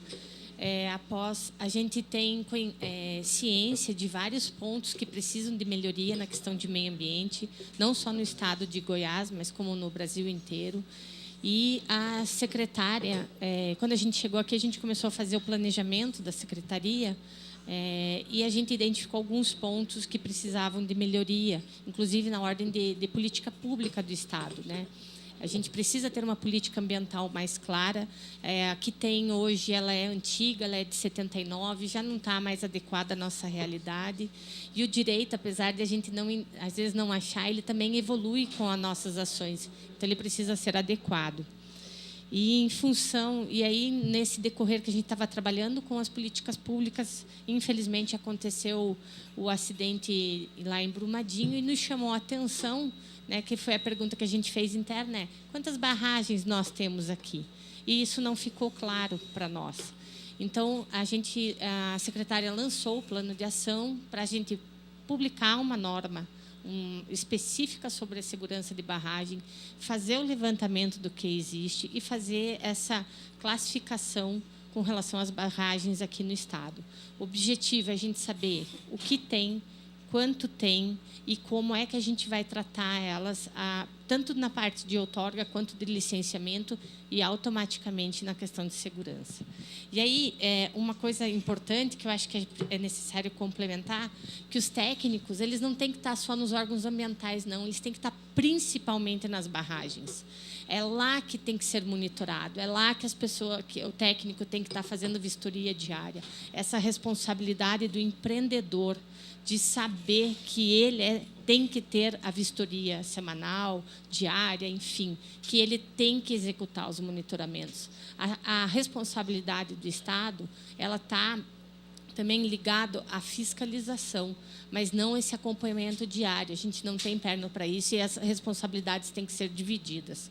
Então, é muito importante isso estar claro. Quanto mais profissionais capacitados a gente tem e que, principalmente, estejam dentro dos empreendimentos, é maior segurança para todos nós, né? Como foi mencionado aqui, essa questão das políticas de barragens, da segurança de barragens, ela começou a surgir há pouco tempo. Veja, o nosso processo de licenciamento ambiental no Brasil, ele é muito recente. Ele veio com a publicação da Constituição em 1988. E tudo vem se desenvolvendo ao longo desses anos. Então, infelizmente, a gente aprende com os erros dentro do processo, não só do licenciamento, como próprio dentro da segurança de barragens e tudo mais. Ninguém imaginava que barragens da magnitude de Fundão e também de Brumadinho fossem romper, né? Nunca se esperava uma tragédia desse porte. Elas foram construídas na década de 70 e todo mundo imaginava que ia se desmobilizar, finalizar essas atividades e ali ia permanecer para sempre sem ter problema algum. Agora, a gente sabe que não é essa a realidade, né? Ficou muito mais claro. Então, é importante realmente mudar os modus operandi. É por isso que está sendo proposto, não só pelo governo do Estado de Goiás, mas também pelo governo federal, alterações aí quanto a essas normas. Quanto à barragem do João Leite, é importante ressaltar que eles têm licenciamento ambiental. Foi executado desde a licença prévia. A licença de operação foi emitida em 99. Ela encontra-se vigente. A gente está fazendo análise do pedido dele de renovação. Dentro dessas ações, eles têm monitoramentos que são obrigatórios, inclusive não só para a questão de segurança, mas para a questão da manutenção da qualidade de água, e que também alguns interferem na segurança, que é a questão de monitoramento do entorno, quanto a processo erosivo, qualidade de água, a ação de fiscalização deles no próprio entorno do reservatório. Além disso, com relação à rodovia, tem as caixas de segurança que foi implantada por eles, o licenciamento ambiental da rodovia de competência federal.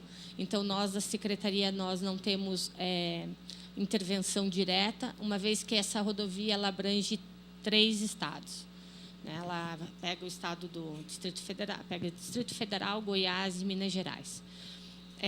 Uma das obrigatoriedades que existe nos contratos de concessão atualmente da NTT é que eles tenham um plano de atendimento de emergência, o seguro e as empresas contratadas para atender essas ações de carga perigosa. Se as ações que eles devem ser executadas ali na região não estão sendo executadas, devem ser comunicadas ao IBAMA e ao gestor do contrato, que é a NTT, para que isso possa ser alterado, né?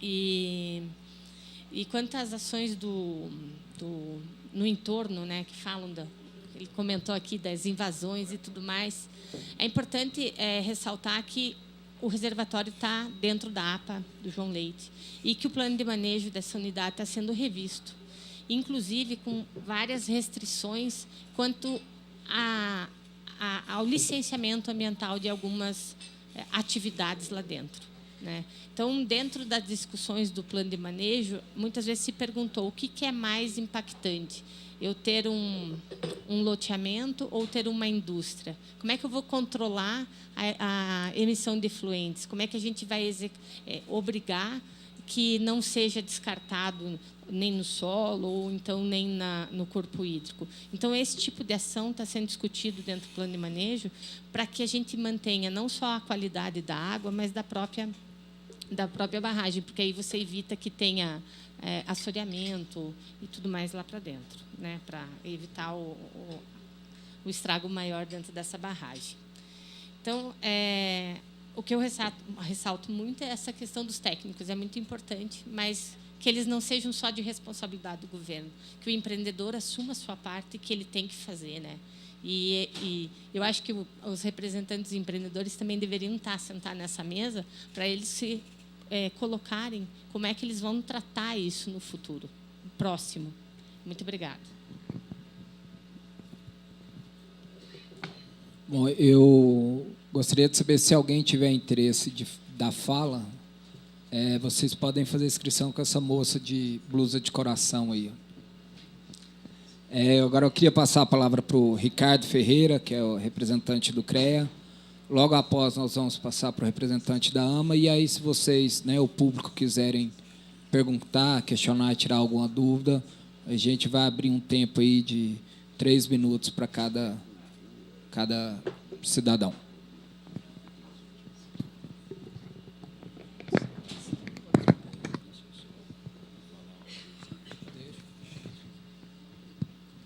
Muito bom dia, então, a todos.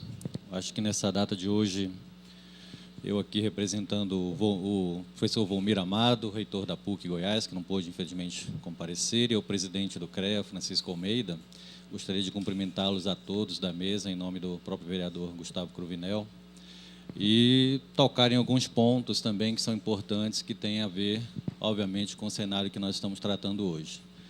Eu vou me ater ao cenário específico, né? A gente, nesse momento, acaba que o cenário é mais amplo, de uma forma geral, para o CREA, principalmente, envolve as barragens de acumulação, as barragens de rejeito, as barragens voltadas para o setor de geração de energia, onde, originalmente, eu venho, são 18 anos no setor de geração de energia, e, obviamente, hoje o foco é mais a questão específica da barragem do João Leite.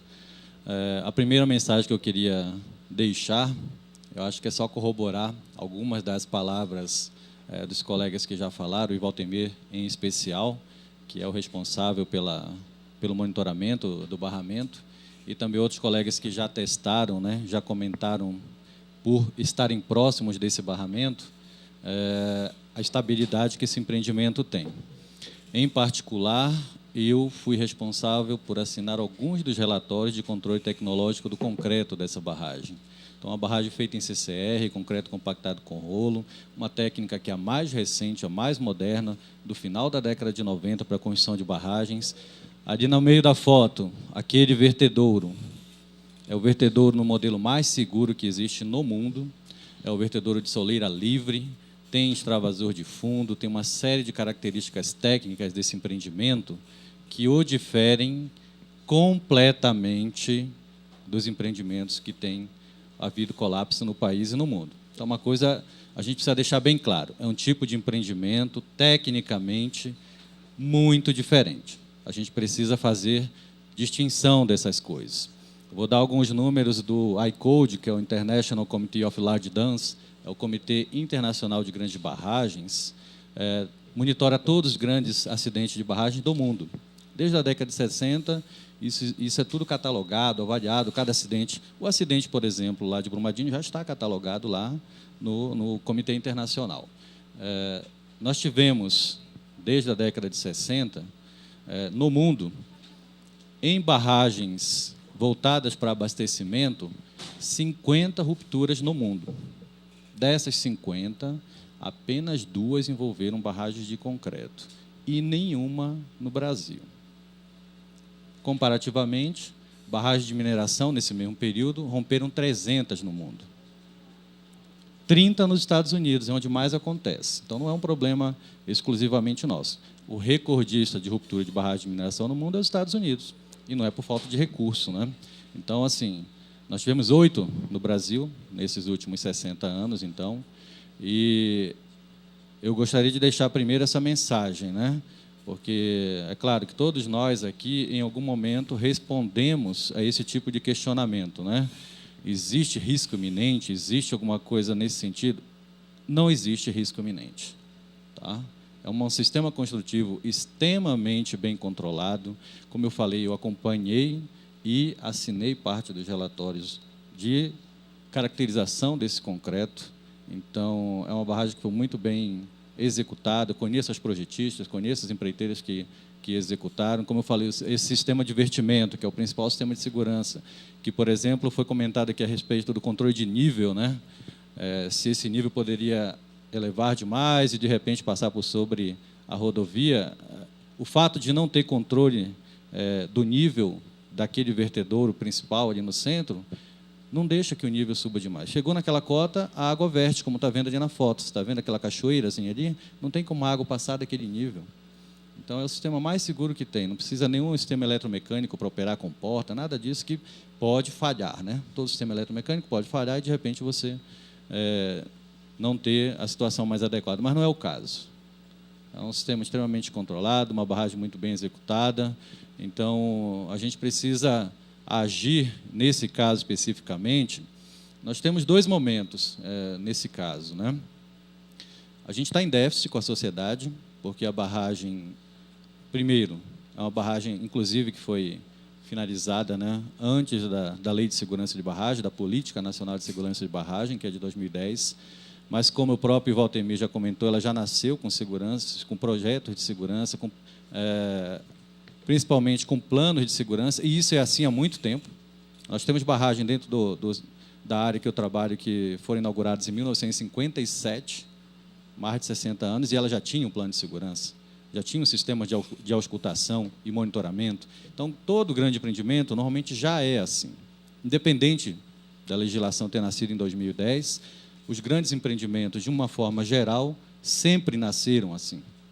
E a barragem do João Leite não é diferente, como o próprio Valtemir comentou. Mas nós temos um déficit, que é a questão, principalmente, da fiscalização.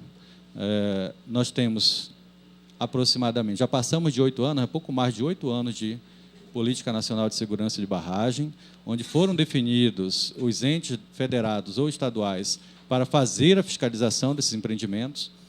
E nós temos, por exemplo, no nosso cadastro da CECIMA, hoje, das 137 barragens que estão no Sistema Nacional de Informação de Segurança de Barragem, elas não apresentam absolutamente nenhuma, está cadastrada a classe de risco.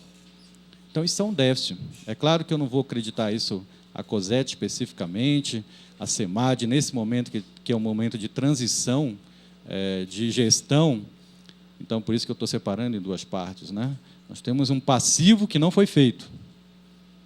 Esse passivo ele precisa ser revisto. E agora, nós não podemos também ficar lamentando o que não aconteceu em 8 anos. Nós precisamos tomar ação, né? Então, nós estamos aqui, felizmente, tratando ainda, nesse momento, em um caráter razoavelmente preventivo. Não é totalmente preventivo, porque isso já deveria ter sido feito 8 anos. Então, nós temos um passivo importante. Mas, daqui para frente, é importante que essas ações que têm sido tomadas pela própria CEMAD, pelo CREA, por todos os órgãos, Defesa Civil, o Batalhão Ambiental, o próprio Corpo de Bombeiros e todos os outros órgãos que têm se juntado para que a gente zere esse passivo. Todas as barragens da ANEEL hoje têm classificação de risco cadastrada no sistema. Todas as barragens da ANM, a de mineração, também tem. Então, nós temos um grande passivo, apesar de que o Valtemir já passou a classe de risco, né? Já colocou lá. A parte do critério de risco, Valtemir, A, B ou C? É baixo, é C. E depois o dano potencial associado é A. A ANA é a mais rigorosa nessa tabela de critérios, né? As outras agências, se isso fosse na ANEEL, ela não seria classe A como resultado final. Mas na ANA, quando você tem dano potencial associado A, de cara ela já vai para a classe A de risco. É preventivo. Isso a gente pode... É um rigor. Isso faz com que se assuma uma responsabilidade, um cuidado muito maior. Isso, em outros tipos de barramento, ela não estaria com essa classe alta de risco, né? Mas isso a gente vê até como um caráter preventivo interessante. Mas isso é importante, como o Valtemir comentou. Só para deixar bem claro para todo mundo, o resultado da análise que classifica o risco de um barramento, que vai, na ANA, vai de A até E, o A de maior risco, o E de menor risco, ela é uma combinação de duas notas, né? O critério de risco, que já foi comentado que deve ser provavelmente C, um critério baixo de risco, o critério de risco e o dano potencial associado. De uma forma bem simples, o critério de risco analisa o seu empreendimento, é o olhar para dentro da engenharia, para dentro do barramento. Então, ele analisa as características do empreendimento. Comprimento de crista, altura de crista, as tecnologias que foram usadas, equipamento que está instalado, periodicidade de monitoramento, capacitação da equipe de monitoramento, treinamento, condição de avaliação, avaliações externas, auditorias, tudo isso entra na classe de risco do empreendimento. Aí a gente fica muito mais tranquilo, porque o Walter me falou que essa é baixa. Ou seja, você analisando o empreendimento, ele é um empreendimento de baixo risco. Aí o dano potencial associado é alto, isso normalmente para grandes barramentos é o óbvio. Um empreendimento que tem esse volume, que tem essa importância para a sociedade goianiense, que tem todas essas características, pelo tamanho que ele tem, é claro que um colapso vai trazer danos elevados. Então, o dano alto, para um empreendimento desse porte, ele é a resposta óbvia. O importante é olhar o que é o empreendimento enquanto suas características construtivas, de monitoramento, capacidade técnica das pessoas que estão monitorando esse empreendimento, e aí classificá-lo. Na hora que chega a uma conclusão e a classe de risco é baixa, significa que existe uma preocupação, e essa preocupação, esse cuidado está sendo tomado. Tá? Então, isso eu acho que é importante a gente deixar. Parabenizo, vereador, o vereador Gustavo Cruvinel pela iniciativa, porque eu acho que esse é um momento importante. O assunto, a temática está em voga, né? Todos têm comentado, e eu acho que é um momento importante de nós passarmos essa informação de maneira clara, de maneira segura, tranquilizarmos a sociedade goianiense para que a gente fique realmente com a informação correta das pessoas que acompanharam esse empreendimento desde o começo, das pessoas que tomam conta desse empreendimento, de quem é responsável pela fiscalização, assumir que tem um passivo que precisa ser resolvido, e é para isso que nós estamos aqui, para dialogar, para ver as formas mais ágeis de buscarmos zerar esse passivo, principalmente no conhecimento dessa classe de risco de todos os empreendimentos do Estado de Goiás, especificamente também da barragem do João Leite, que precisa estar lá no cadastro. Então, a gente conhece, só falta estar lá no cadastro para que a gente possa tomar.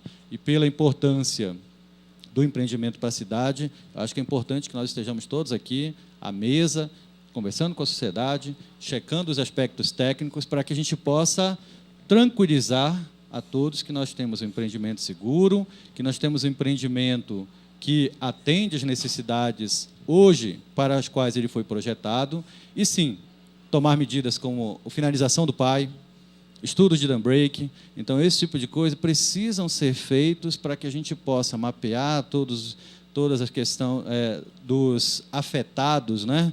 Parte econômica, parte social, as pessoas, o aspecto ambiental, para que a gente possa mapear tudo isso e, obviamente, fazer com que, se um dia a gente tiver qualquer problema, para que esses impactos sejam minimizados, né? A questão da mitigação, que você colocou bem no começo, é importante. Então, nós temos um trabalho para ser feito, ele precisa ser feito, e é importante que realmente a gente tenha fóruns como esse para poder discutir e procurar as soluções mais adequadas.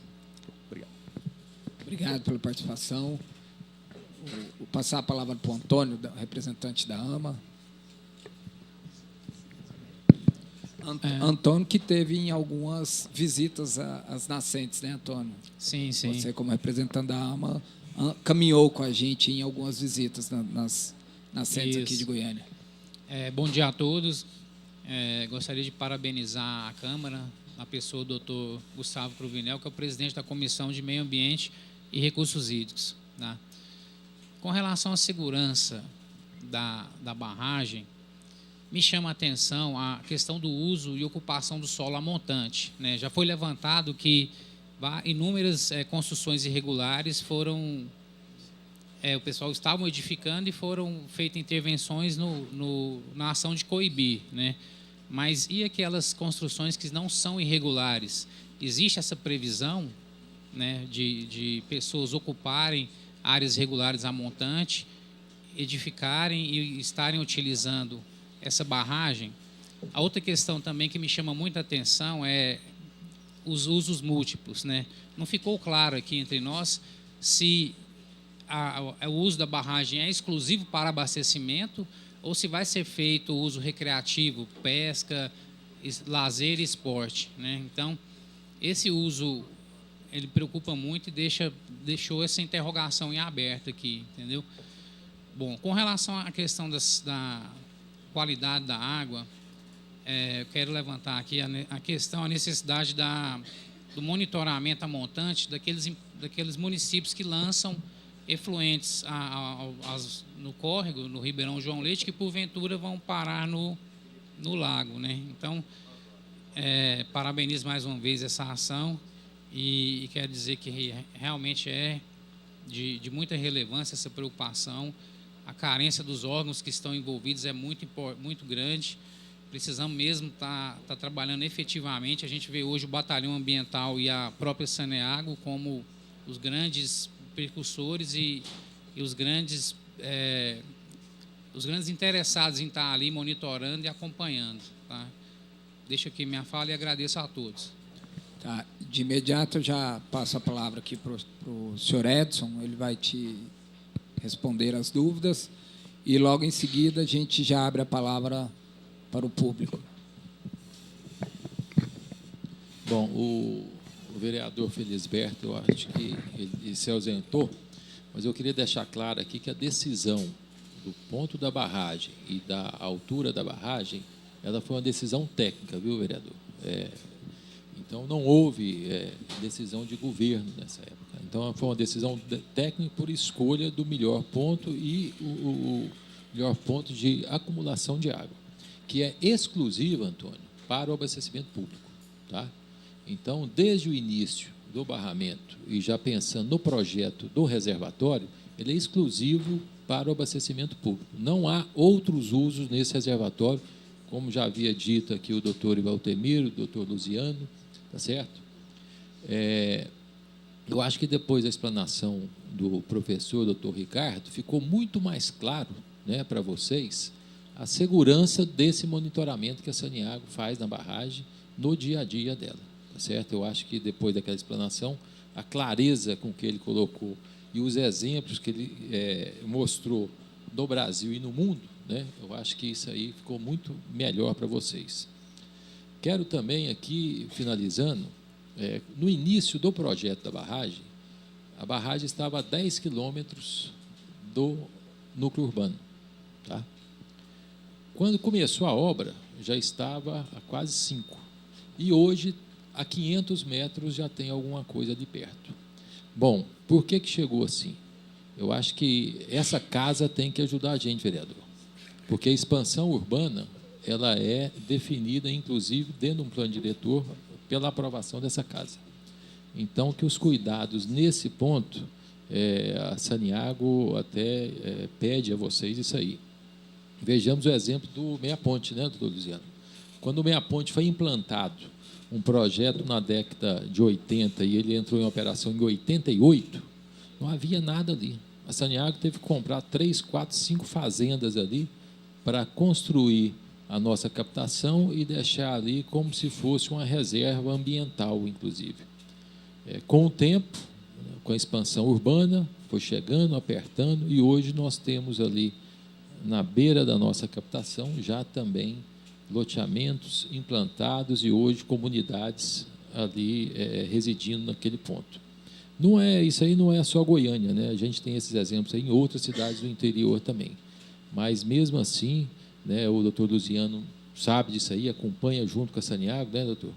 Que a expansão urbana, ela chega, às vezes, próximo às nossas captações.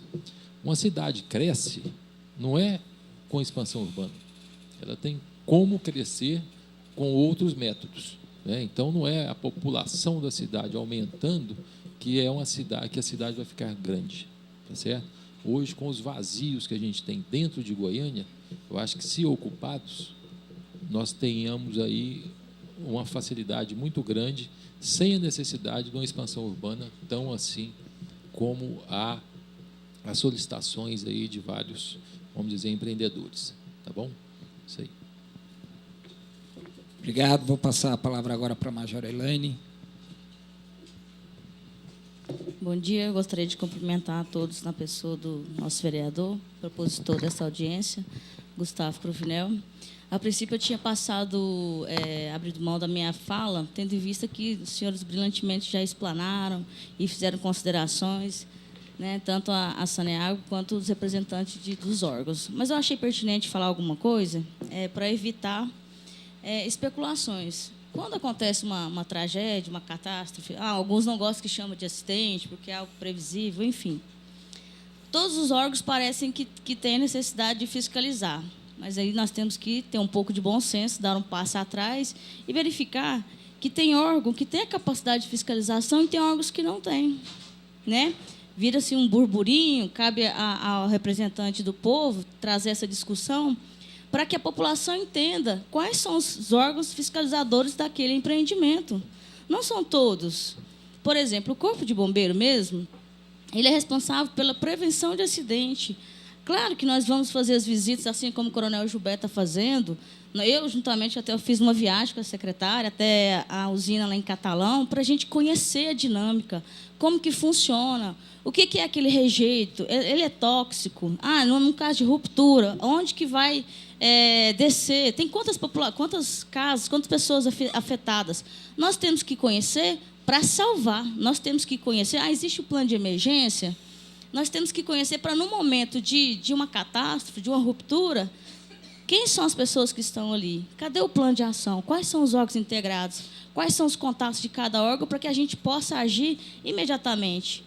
Infelizmente ou felizmente, por força de lei, nós não temos competência legal para chegar em determinada usina e falar, olha, chama o responsável aí, vamos fechar isso aqui, que isso aqui está uma bagunça. Não é assim.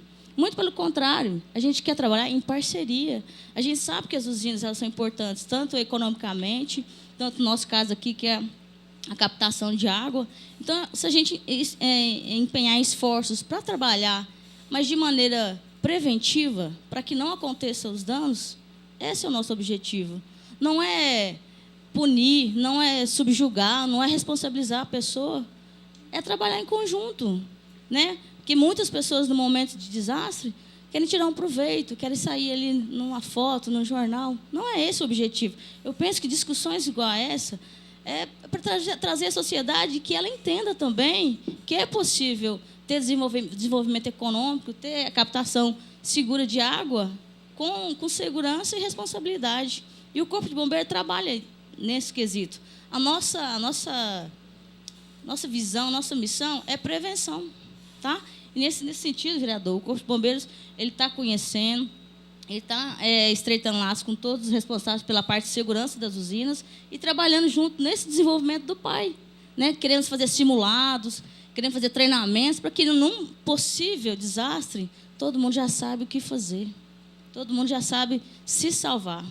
Tá? O Corpo de Bombeiros agradece o convite e se coloca à disposição para novas discussões e novos debates. Tá? Muito obrigada. Obrigado, Major. Obrigado pela participação. E agora eu vou chamar a Daniele Dias, que é moradora do Goiânia 2. Eu queria que... Santa Genoveva? É uma moradora de Santa Genoveva. Eu queria até te parabenizar por ter deslocado aqui. Essa casa é uma casa do povo. E é dessa forma, vocês, né, cidadãos comuns, goianienses, que vão nos ajudar aqui a elaborar projetos, planos para uma cidade melhor, mais sustentável e uma sociedade que preserva mais o meio ambiente. Obrigado pela presença, Daniele. Obrigada. Bom dia a todos, né, senhor? Bom dia a todos, né? A minha fala aqui é a respeito assim de a gente agir localmente, pensando globalmente, né? Eu, como moradora do setor Santa Genoveva, bem próximo à Avenida João Leite, né, uma parte que não tem asfalto, que fica entre a Avenida do Comércio e praticamente a rua que vai para Nerópolis. A gente teve, desde 2007 ou 2008, por aí, né, uma grande rejeitos. Estavam jogando rejeitos lá, um construtor jogando rejeitos. E eu fui na DEMA, fui no Ministério Público, fiz a denúncia, né, colocando meu nome. E eu sofri ameaças da pessoa que estava, né, fazendo esses descartes. Então, aí eu fui na delegacia. Aí o delegado falou, não, esse problema aí deixa com a fiscalização, você não tem que se meter em nada disso, né? Então, eu, como cidadã, fazendo parte da sociedade, vi que assim a gente é uma pequena, somos muito pequenos para tentar até fazer isso de uma forma assim de fiscalização e de denúncias, né? Por mais que tenham todos os órgãos, mas assim realmente na prática isso não é bem assim que acontece, né? É isso. O que eu tenho para falar é que você pode, além de usar nós, vereadores, que somos representantes, são as pessoas mais próximas dos cidadãos, mas você também pode recorrer aos órgãos competentes, né? No caso, a AMA, no caso ambiental, é a AMA, né? Acho que a fiscalização é a AMA. No caso estadual, está aqui o delegado Luziano, e passar essas denúncias para nós e para nós, né, dar conclusão, dar resposta à senhora. Inclusive, se a senhora tiver ainda com essa denúncia, eu queria que a senhora passasse para o meu assessor para a gente já conectar aqui com o Antônio e com o Gilberto Marques Neto, que é presidente da AMA, e repassar isso para tomar uma atitude mais severa e correta. Ok, eu passo por e-mail, né? E assim, todos esses rejeitos estavam caindo na nascente do João Leite, né? Tá bom, muito obrigado pela participação. O Edson Ribeiro, que é presidente da Associação de Moradores do Setor Jaó.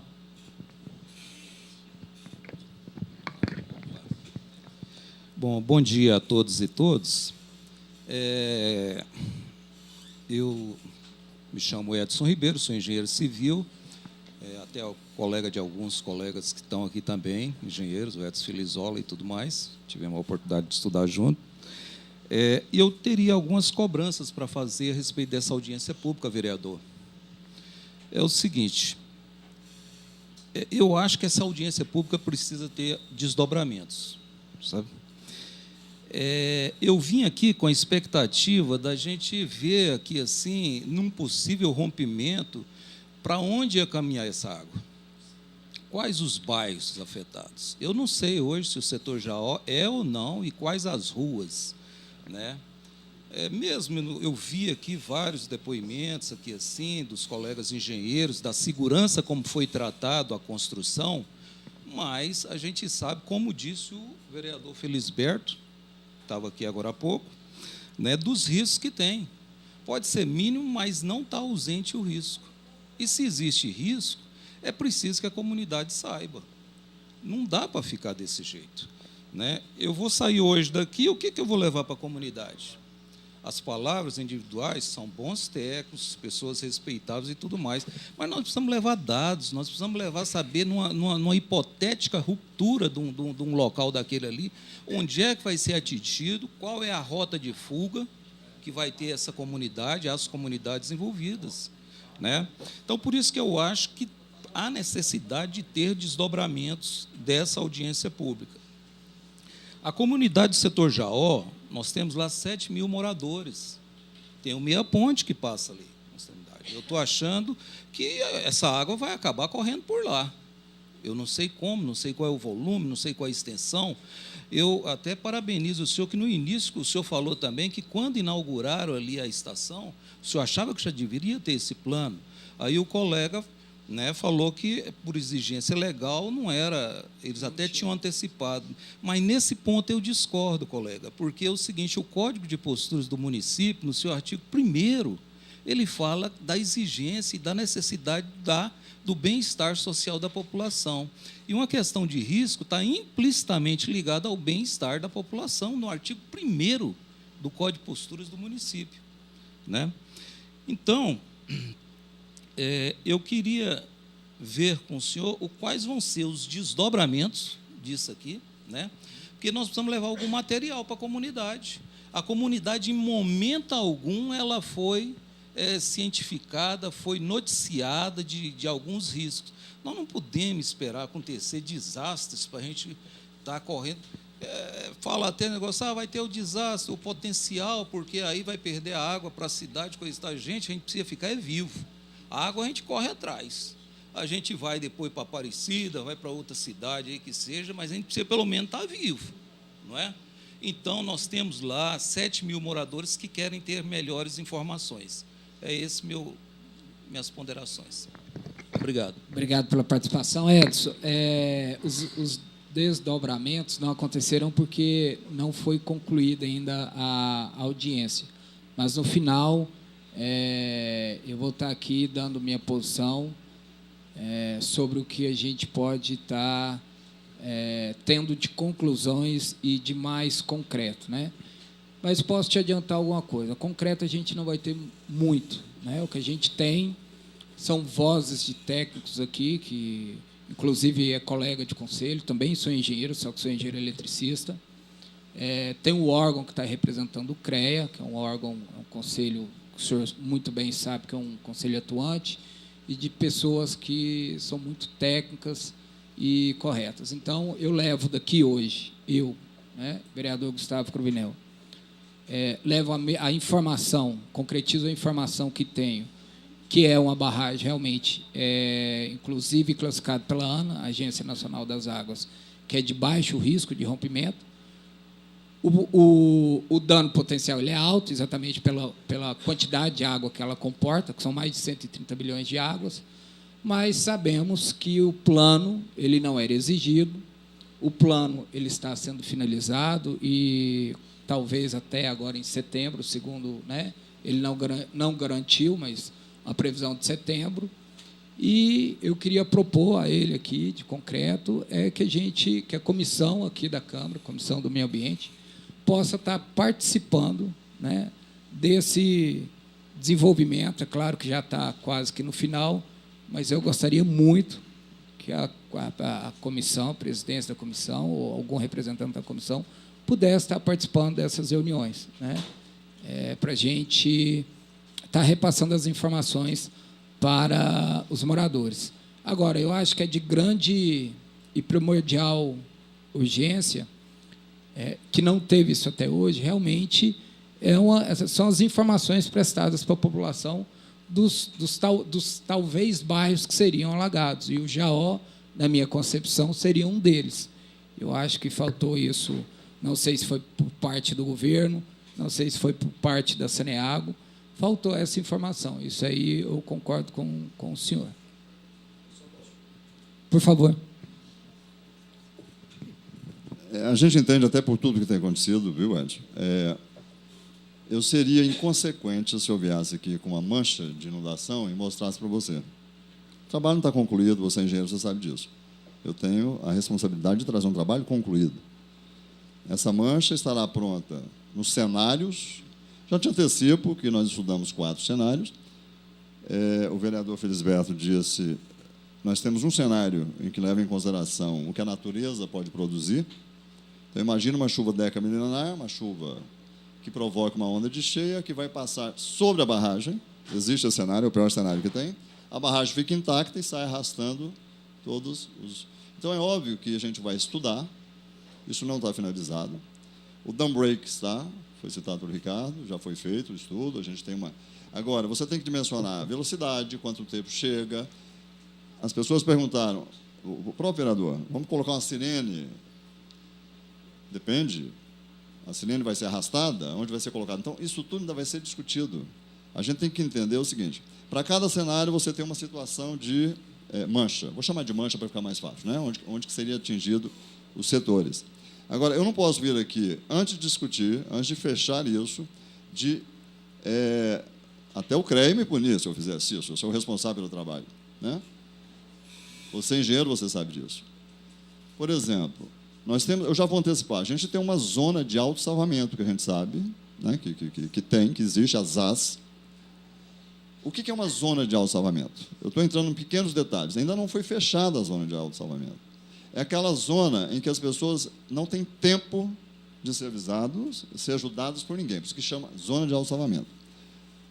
Tipo, eu sempre brinco com as pessoas, não é hora de brincar, mas assim, para entender melhor, salve-se quem puder. Nessa hora não tem... sirene, não tem. Então, a gente tem que ter muito cuidado para apresentar uma mancha numa zona de autossalvamento, por exemplo. Né? Como técnico e como as próprias instituições têm que ter esse cuidado. Então, sem finalizar o PAE, viu, vereador, não dá para apresentar uma zona. A gente seria inconsequente com isso. Então, as pessoas têm um pouco de calma, né? O estudo está sendo feito, muito bem feito, posso te assegurar, né? Com muita responsabilidade. E isso, na hora certa, vai ser apresentado.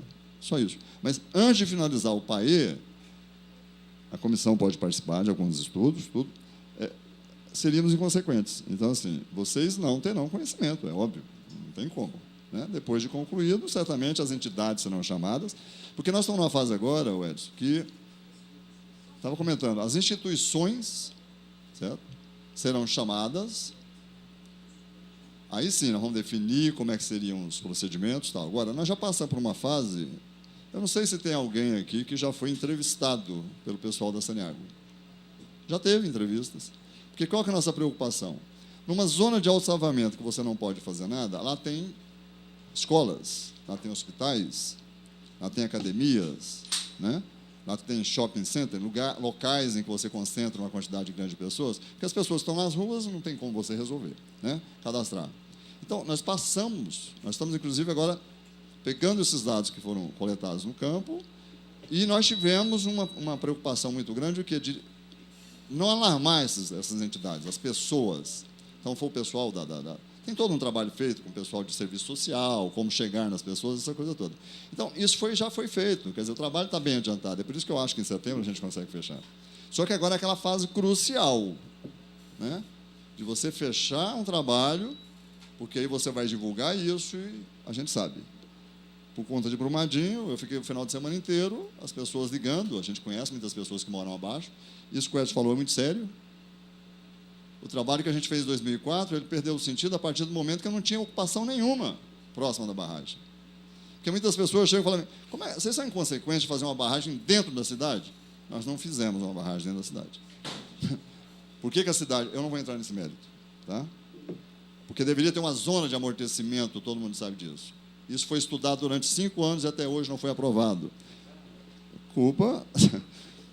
não sei de quem, mas acho que muitas vezes é falta mesmo de interesse, porque isso passa pela Câmara, isso passa pela Assembleia, né? Então a gente precisa ter muito cuidado com relação a isso. Então, já que não foi feito, então assim, eu só peço que aguarde, você leve para os seus, né, para as pessoas que moram, que são todos ali nossos vizinhos, que aguarde um pouco. Né? Nós não temos como apresentar isso agora, mas o estudo está sendo feito.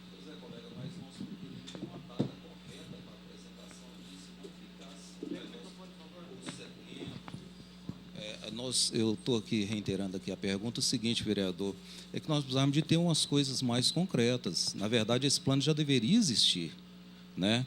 E se não existe, nós estamos agora em fevereiro, ainda para setembro, não é nenhum pânico nem nada, não, mas a gente precisa cobrar dos órgãos, né, um cuidado maior com a comunidade, né, e ter realmente um vínculo, porque não até abril, alguma coisa assim. Nós contamos, é claro, agora com a diminuição do período chuvoso. Isso já, de certa forma, acalenta, né, em termos da gente trabalhar com segurança. Mas a gente precisa ter uma data definida, né, porque, inclusive, assim, nós estávamos, essa audiência do senhor antecipou um pouco que nós estávamos oficiando ao Ministério Público, à Saneago, nós íamos justamente cobrar esses tipos de ações, o que é que estava previsto, né? Então, veio num bom momento essa audiência, mas era só isso. Tá? Muito obrigado. Obrigado, Edson. O que eu posso, né, a gente fazer é realmente observar, e eu estava acabando de falar com o Edson, da gente estar acompanhando isso. É claro que eles também têm o interesse de desenvolver isso com a rapidez maior, e, na verdade, também a gente não pode culpá-los, haja vista que não tinha obrigatoriedade de fazer. Mas eu também concordo, assim como você ouviu minha fala, eu acho que é um absurdo, eu acho que esse plano já deveria existir desde o funcionamento da barragem. Mesmo com as palavras aqui do nosso colega, do delegado, né, afirmando que o rompimento dela é uma escala muito baixa, né, considerado muito baixa. Geminiano, o senhor é o próximo a falar.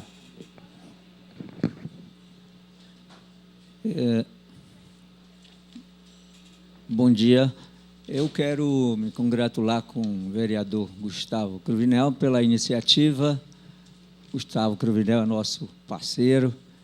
Eu estou aqui representando a parte da sociedade civil organizada. Eu sou assessor da Associação Paxo Goiás, que trata de pacientes da doença de Paxo. e ali está a doutora Terezinha, que é a nossa presidente, e nós precisamos nos antecipar aos fatos, né? Isso é verdade. E essa reunião aqui é um passo interessante para isso. Eu me identifiquei muito na falação do Felisberto, não está mais aqui, da Major, não é? Muito bom, parabéns, e do parceiro ali, o engenheiro Edson, né? Me identifiquei na falação deles e me senti contemplado, né? E nós estamos, enquanto sociedade civil organizada também, é muito importante, para participar desses eventos, né? O meio ambiente trata da nossa vida, a vida de cada um de nós.